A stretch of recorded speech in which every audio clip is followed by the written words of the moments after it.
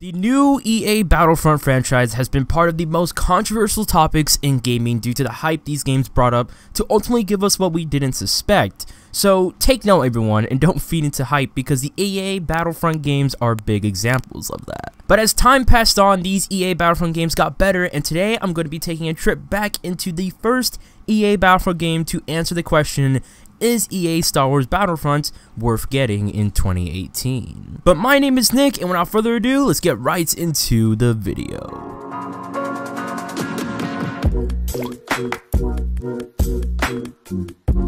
So EA Star Wars Battlefront was released on November 17th, 2015 and was majorly hyped up due to this game being the first Star Wars game on 8th generation consoles and being a new Star Wars game in a long time due to the era of Star Wars games dying in the mid-2000s. Other than LEGO Star Wars games. But this game turned out to become a big disappointment in the gaming industry due to the lack of content with game-breaking bugs and more caused a lot of controversy around this game. But soon DLCs were added to add more content in the game, in which a lot of Star Wars fans' dreams were crushed to find out this game was oriented around the original trilogy only, other than both the original and the prequels. Fans were soon blessed in 2017 with an announcement of EA Star Wars Battlefront 2 that will have more content than EA Star Wars Battlefront 1 had, and also have the long-awaiting prequels with a campaign, which soon this game fell into a big controversy as well, revolving around microtransactions and more, but that will be for another video. So it's now 2018 and EA Battlefront 2 is currently fading into its Season 2, but while waiting for that, should you go and try out EA Battlefront 1, or if you have never played, should you go out and buy it? Well, let's take a look into that answer by first off talking about the current population of this game. This was a population literally days before EA Battlefront 2 was about to be released, and here is the population right now. As you can see, the population of this game has diminished drastically, but don't let these numbers fool you, for Xbox and PlayStation are still somewhat populated. But sadly, the PC side of this game is dead, and from experience, it's literally impossible to find a game mode from what it feels like unless you play the 40-player game modes. So to answer the question of this video for PC players, don't get this game.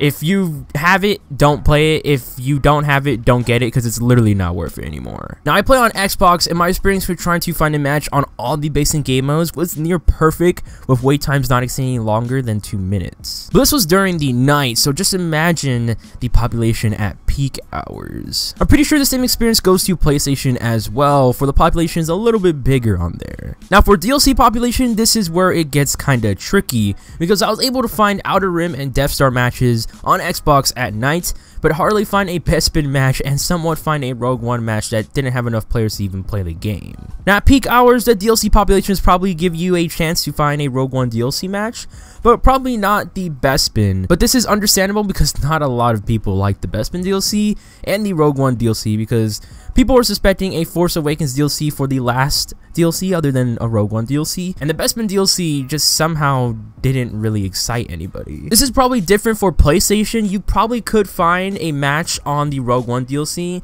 and somewhat on Bespin, but I don't have a PlayStation to actually make those statistics, so yeah. So this game passes on population but for consoles only, since the PC version of this game is nearly a wasteland of memories. Now, since the console passed on population, let's start talking about retail and online prices. You can find normal copies of this game new or used for under $10 in Amazon, which is a perfect price for this game at its current state. You can also find copies of its Deluxe or Ultimate Edition for between $25 to $40, but I highly recommend to only buy those editions if under $25, since the population of the Bespin DLC is nearly gone, and soon probably the Rogue One DLC. You can also find some cheap copies on eBay and other websites. Just always remember to only buy the normal copy of this if it's under $10, and to only buy the high tier editions if they are under $25. Now for retailers, it's all a matter of them. Some charge this game full price still, and some don't. If you are lucky, you could get the high tier editions of this game for less than 20 bucks, which is how much I spent for my Battlefront Ultimate Edition.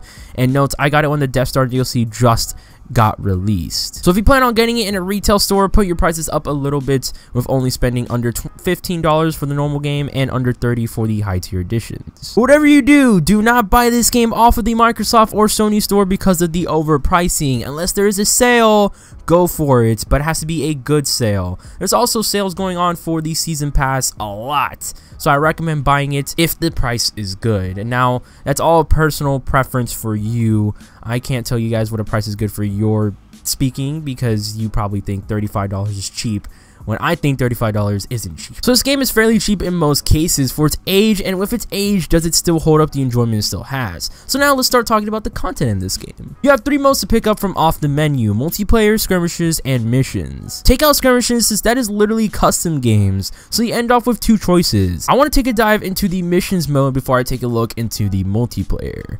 First off, the training mode in missions. This mode is literally a short campaign having you go down the basic components of this game. I recommend playing it since it's fairly easy to get all stars on, which results in credits on your account at the start and some achievements or trophies. Next up is survival. Survival is a mode where you fight off waves of stormtroopers that increasingly get bigger and harder. The survival mode is pretty fun still, but it does get a bit frustrating and boring due to the big survival maps and 15 waves, which is literally excessive. But this mode is still a ton of fun no matter what for a little bit, and if you get all stars on these maps, you also get some credits and achievements or trophies. Now the last mode is battles, and this is literally survival mode, but the only difference here is you have the ability to be a hero, villain, or normal trooper with having some AI back you up while you kill other AI and grab their tags to win. This mode isn't so bright and glorious, but can be fun sometimes, and again, helps with getting credits and achievements or trophies. So overall, the missions mode gives you a bite for your buck, but how is the multiplayer? Now for the multiplayer, you have the normal multiplayer, and then you have the diorama mode. It's sad to look at diorama mode, for this is just a scar of what could have been some good dev time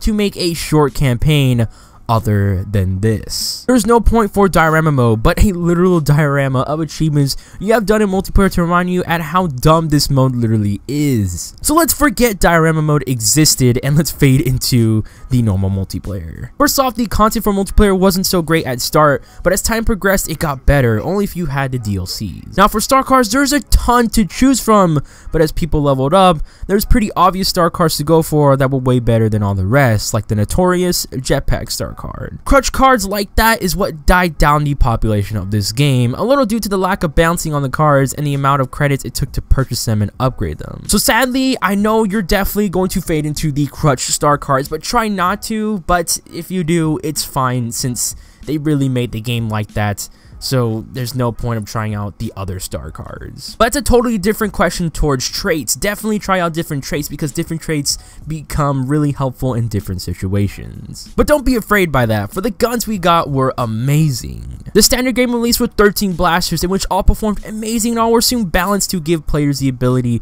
to use any gun they want without needing to worry about another gun's capabilities, aka the DL44 when the game first released. As the 4 DLCs released, the game had a total of 22 blasters, in which they were balanced with the normal blasters as well. Because of that, blasters is a personal preference. You can literally use anything and you can dominate with it. Just the snipers and the CA are kind of iffy because the CA is a close combat gun when the maps are huge, and the snipers, like the DLT-19X, I think this one's called, it's not so great. Next up is the customizations, and we got a fair amount of customizations, but a big problem was the accessibility for them. You had to literally grind the heck out of the game in order to be a shadow trooper, as well as have the amount of credits to buy it, which was an insane amount. But because of how hard it was to get these customizations, if you did get it, you were basically praised and feared in lobbies, which was a good feeling. The last of the customizations is the emotes, and not much people were fond about the emotes, for they were a waste of credits to spend on since they served no purpose but to emote. And some of these emotes were super expensive as well, causing a lot of controversy around them, as well as there were some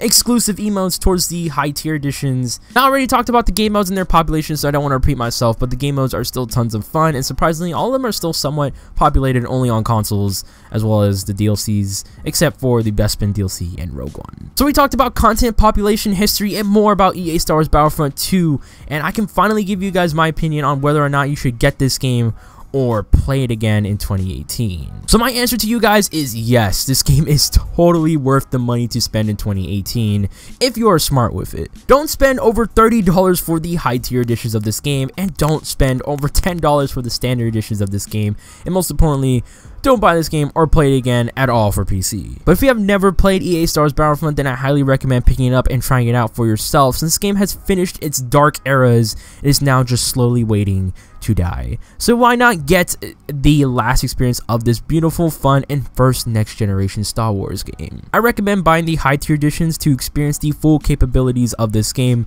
but if you already have this game and are wondering should you go back and play it, I say yes, you should, since the fun and chaotic mess is still in this game with a moderate health population and some good nostalgic memories that will definitely come to your head. But no matter what, sadly, this game will die soon, so I highly recommend playing this game before it dies, since the game is big in Star Wars gaming history, where this game started a new Star Wars age that we've all been waiting for such a long time. So no matter how many controversies this game had, you gotta give props to this game for starting the new Star Wars game age to finally give us Star Wars games again.